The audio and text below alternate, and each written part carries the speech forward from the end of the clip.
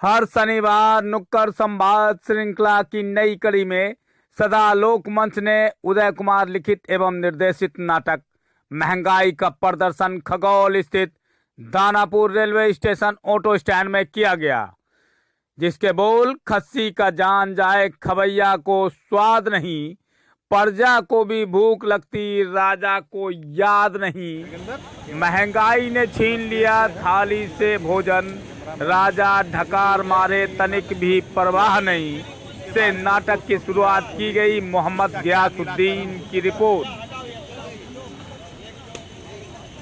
सरकार अपने आप को साबित कर रही है तो जनता को जागरूक अपने मुद्दे के लिए आगे आना। बहुत सुंदर बात आपने, क्योंकि हम सरकार पर भरोसा करते हैं, जो जिस बैसाखी पर भरोसा करते हैं और वो बैसाखी ही टूट जाती है तो फिर अपने आप पर खड़ा होना होगा और ये अवेयरनेस का काम होना चाहिए। जनता अवेयरनेस होना चाहिए, जागरूक होना चाहिए। और उदय जी की बात हमें बहुत प्रभावित हुई। जो आज का जो मुद्दा है, जो ज्वलंत मुद्दा है, उसकी हमने बात की। बहुत सुंदर चलती है बड़ी दिक्कत क्या है मीडिया से। आज जो प्याज का मुद्दा आया, वैसे आप अभी करती क्या है? मैं कलाकार हूँ। इसका नाटक से जुड़े माध्यम से लोगों को जागरूक करने।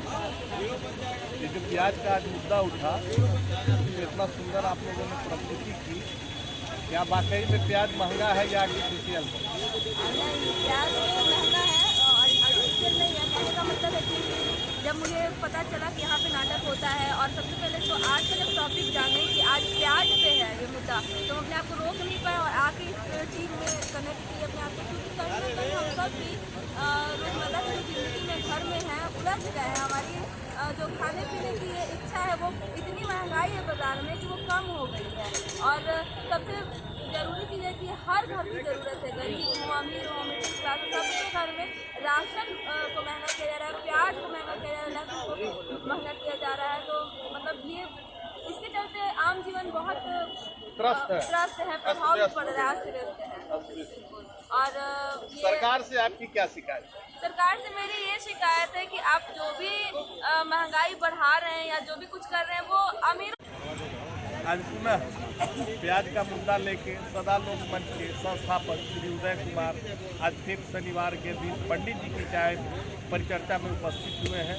आज इनका सबसे परमाणु विस्फोटक मुद्दा था प्याज। अब उस प्याज के ऊपर कहीं हमको लगता है कि जितना प्याज में छिलका लपेटा हुआ है उसी तरह से सरकार भी एक तो छील रही है। क्या इस पर आपका क्या कहना है? प्याज को तो एक प्रतीक बना के, आज जो महंगाई का एक प्रतीक हो गया उसको बना के हम लोगों ने मुख्यतः महंगाई पे आज बात करने की कोशिश की।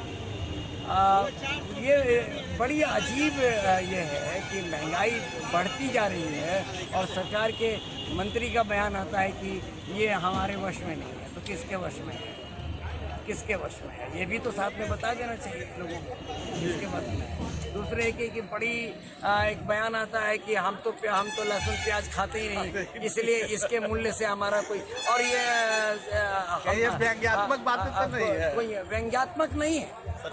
नहीं, अगर आप व्यंग करते हैं तो आप जनता के साथ व्यंग कर रहे हैं क्या? यस, अभी सही बात है।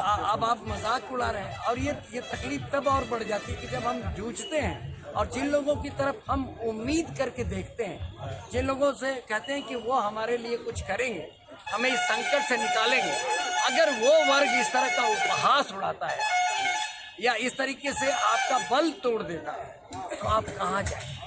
सवाल में आप देखिए कि आप अभी देखिए चुपके से पेट्रोल, डीजल, गैस सिलेंडर, बच्चों की स्कूल और कॉलेज की फीस कितनी हाइक कर दी गई, सुई की तरह इंजेक्शन लगाते जा रहे हैं, पता नहीं चल हाइक रहा कर दी गई आपका।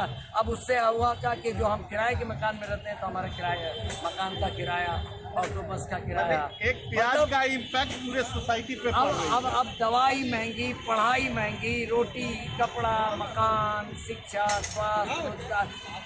अब आदमी जिए तो कैसे जिए? दूसरा एक बड़ा ये है कि आय का स्रोत बढ़ नहीं रहा। सरकारी आंकड़े हैं कि बेरोजगारी जो है चरम सीमा पर है। तो जहाँ एक तरफ बेरोजगारी है, ये भी है कि रोजगार घट रहे हैं, मंदी की मार से कितने लोग बेरोजगार हो रहे हैं और ऊपर से महंगाई। तो ये